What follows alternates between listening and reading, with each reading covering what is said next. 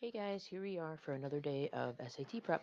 We're going to follow the same format that we've been doing, three calculator questions, three non-calculator questions and three calculator.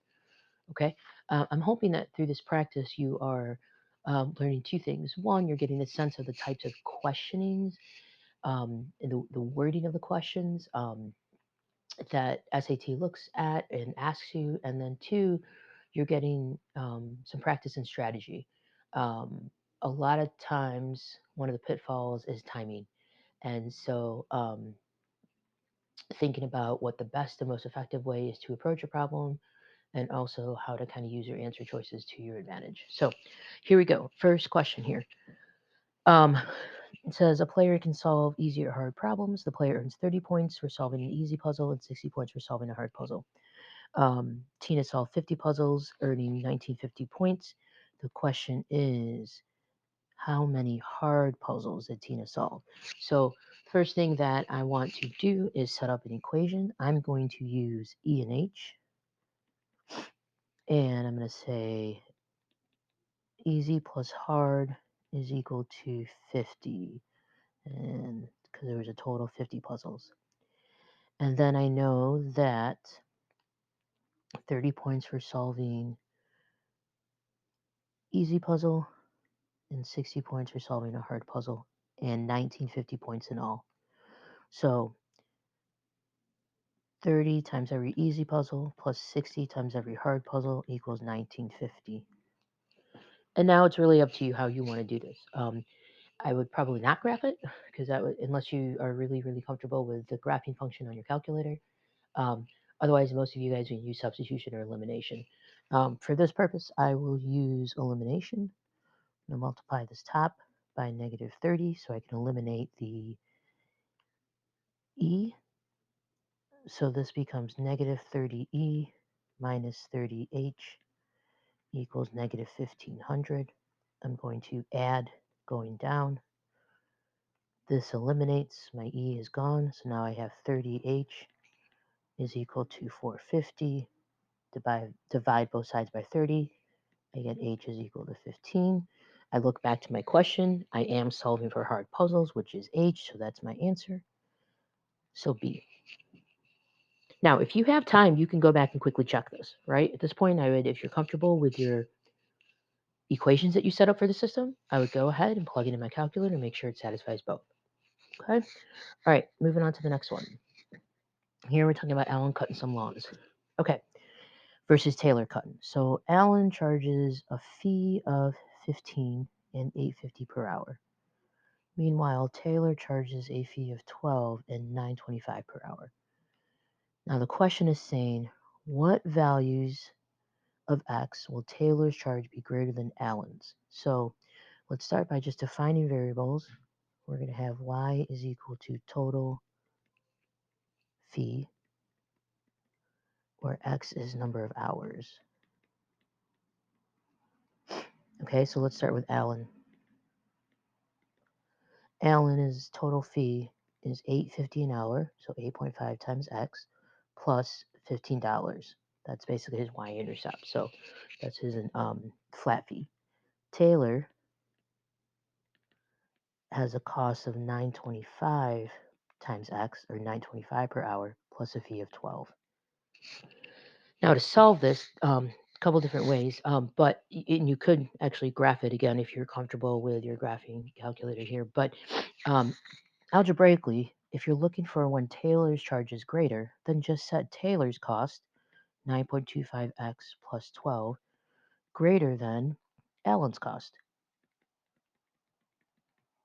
and solve for x. So if you do that, you're going to get, move terms around, you're going to get 0.75x is greater than 3. Divide both sides by 0.75. X is greater than 4, which is A. So what does that mean? Again, that Taylor's charges are greater than Allen's when he's cutting for more than 4 hours. Okay, and our last non-calc. So this says K is a constant, which means that it has no variable attached to it. And the question is, if P of X is divisible by x, what is the value of k? So we're solving for k. So here's the key to this. If p of x is divisible by x, that means, I'm sorry, then, meant to write then, x must be a factor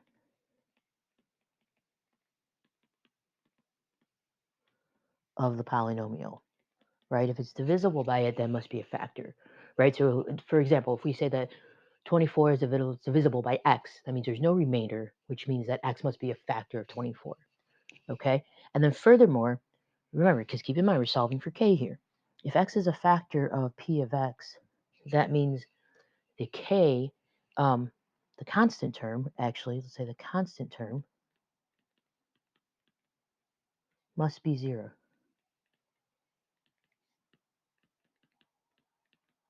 And that's because that's the only way that we can guarantee that that constant term will be divisible by x, because we don't know what x is, right?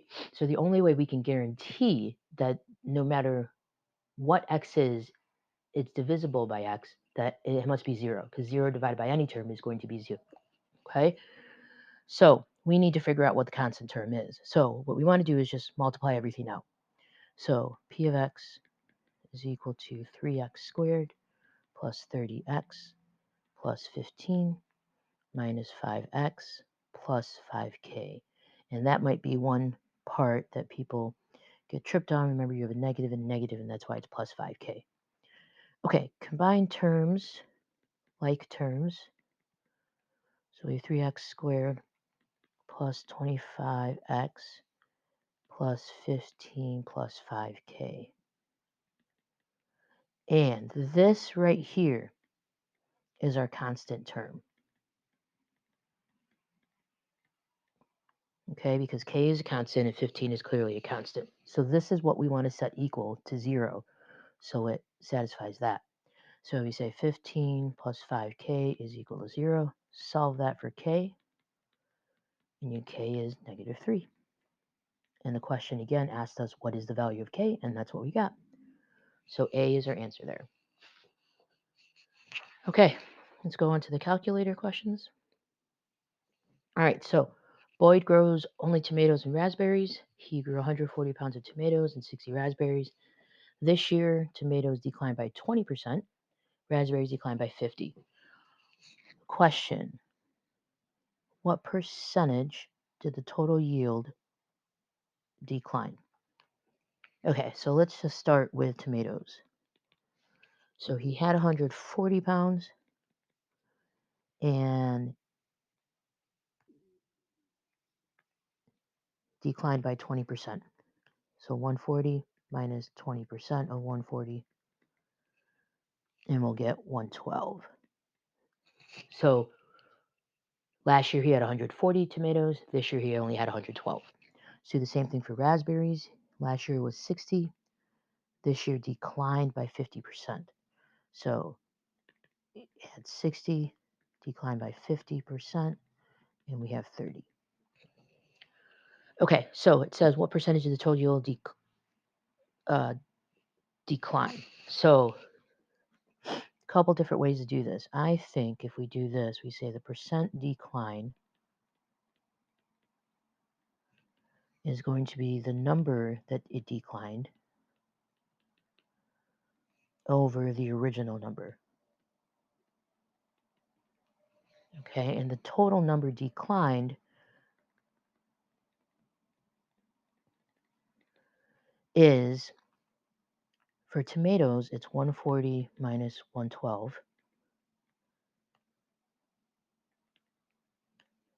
plus for raspberries, it's 60 minus 30. So the total decline is going to be 28 plus 30. So using this formula, total decline is going to be 28 plus 30 divided by the original, which was 140 plus 60. And I'm just writing it that way so you can see that the tomatoes is the 28 and the 140, and the raspberries is 30 and 60. So put that in your calculator, calculate it out, and we get 29 over 100, which is 29%.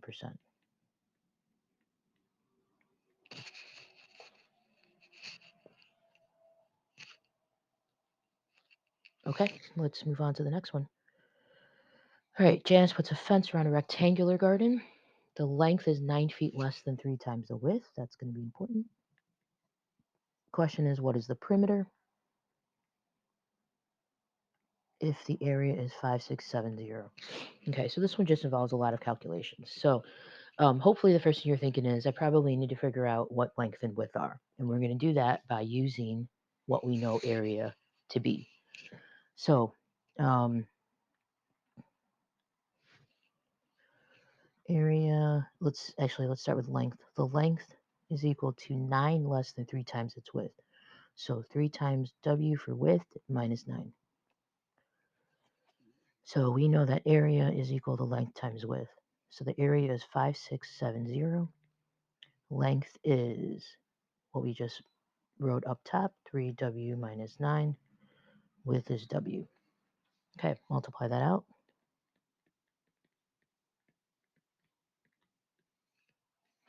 I'm going to go ahead and divide everything by 3 just to make the numbers a little smaller. I get 1890 is equal to W squared minus 3W. Okay, so in order to solve for length and width, we have to start here and solve for W. Now, two options, right? Factoring or quadratic. Now, normally my default is factoring, which is totally fine. But the challenge on this one is 1890 is a pretty large number. So let me just rewrite this so it's all on one side. So if you're going to factor, you have to find two numbers that multiply to 1890, negative 1890, and add to negative 3. And that can be a little bit challenging. So I'm going to go ahead and actually just use the quadratic for this one. So I'm going to have width is equal to opposite of b plus or minus b squared minus 4ac, all divided by 2a. And I'm going to use the power of my calculator. I'm going to type all of that into my calculator. Being careful about my negatives and such. So negative 3 squared in parentheses minus 4 times 1 times negative 1890. And I get square root of 7569 all over 2. Now, here's the deal, right? If you look real quick at your options, you see that they're all whole numbers, which tells me that square root of 7569, that's probably a perfect square. So I'm going to try that. Square root of 7569, and it's 87.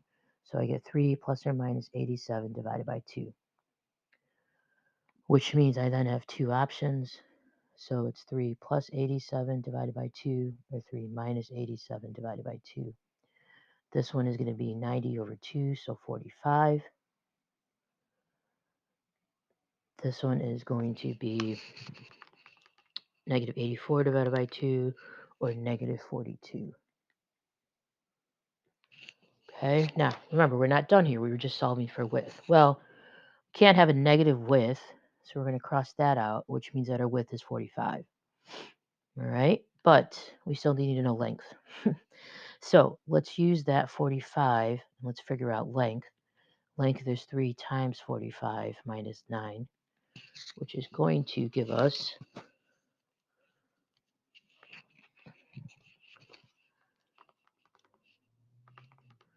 126.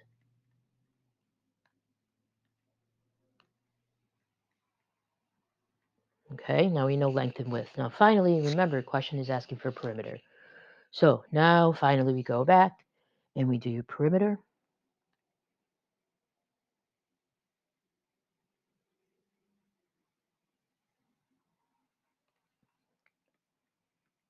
Oops.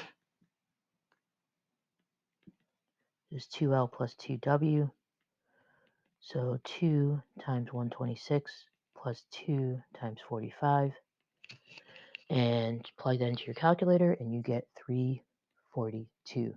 And that is our final answer. That is a really good problem, right? The basic skills, the foundational skills you're using aren't the most complicated, but there are a lot of steps and a lot of room for error and a lot of opportunities to get stuck and use a lot of time. Okay, so this is one where you want to use the power of your calculator the most you can. Excuse me, and um, try not to get stuck on it. Not be afraid to move on and come back to it, so you don't get sucked on time there. All right, the last one. This one says, which section of the graph could represent the solutions to the system?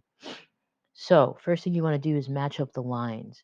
So I'm going to use that as my hint.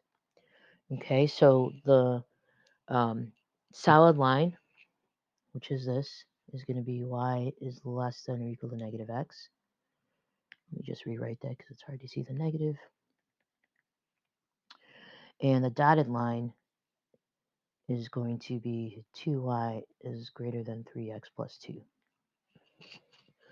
So basically, it's asking you, like, which one is the solution area. So a couple different ways to do this. I think that using a test point works. So let's test the first one. Now, the key for the first one is you can't test 0, 0 because it goes through 0, 0. Remember, and you can't choose a point that the line goes through. So instead, let's just choose 1, 0. Okay, so here's our original inequality. Plug in 1 for x and 0 for y. So we get 0 is less than or equal to negative 1, so that's false. So if that's false, that means for this line, which is the solid line, we would shade on the side opposite of 1, 0. Well, 1, 0 is like right over here.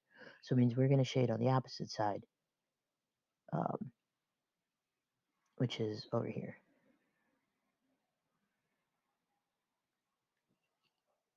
Okay, so before I even move to the next one, I'm just looking at my option choices, right?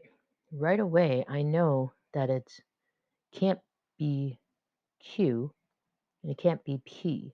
So I actually could just stop right here, right? Because this line isn't even shaded in the Q area. So if I feel pretty good about the fact that this line, the solution set would not be on the Q side, that helps me eliminate B, C, and D. A is my answer, and I'm done. Now, you might not see that, and that's okay. If you see it, it's fantastic because it saves you some time. If you don't see it, let's just test a point for the other line. So now we can test 0, 0 because 0, 0 is not a point on the other line. So if we plug that into the dotted line, it's going to be 2 times 0 is greater than 3 times 0 plus 2.